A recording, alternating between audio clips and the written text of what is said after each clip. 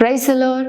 ఇర్మీయా గ్రంథం 33 అధ్యాయం 3వ వచనం చూసినట్లయితే, నాకు మొరపెట్టుము నేను నీకు ఉత్తరం ఇచ్చేదనని ప్రభు వాగ్దానం చేస్తున్నాడు. ప్రభువుకు ప్రార్థించని ప్రియమైన బిడ్డ, ఏం చేయాలో అర్థం కావట్లేదేమో, ప్రతికూలమైన అనుభవాల్లో ఉన్నారేమో, ప్రతికూలమైన పరిస్థితుల్లో ఉన్నారేమో, ఏ మార్గం క్షేమకరమైంది, ఏ మార్గంలో నేను నడిపింపబడితే నాకు మేలు కలుగుతుంది అని అర్థం కాని పరిస్థితుల్లో ఉన్నారా? ప్రభు సన్నిధిలో ప్రార్థించండి, ప్రభు సన్నిధిలో మొరపెట్టండి.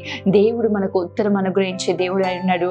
గ్రహింపలేని గూఢమైన సంగతులను ప్రభు మనకు వివరించే దేవుడిగా ఉన్నాడు. నిశ్చయంగా దేవుని సన్నిధిలో ప్రార్థిస్తుండగా, వారు నన్ను ప్రార్థిస్తుండగా నేను వారిని నడిపించదను. చక్కగా పోవు నీళ్ళ కాలువల యోరను త్రుట్టిల్లకుండా వారిని నేను నడిపిస్తానని ప్రభు వాగ్దానం చేశాడు. ఏ పని చేసిన ప్రియ దేవుని బిడ్డ, ప్రతి పనిలో ప్రార్థనా పూర్వకంగా ప్రతి పనిని ప్రారంభించండి. ఈరోజు నూతనమైన కార్యమే కావచ్చు, ఏదైనా నిర్ణయం తీసుకుంటుండొచ్చు, ఏ మార్గంలో వెళ్ళాలో అర్థం కావట్లేదా? ప్రభు సన్నిధిలో మోకరించండి.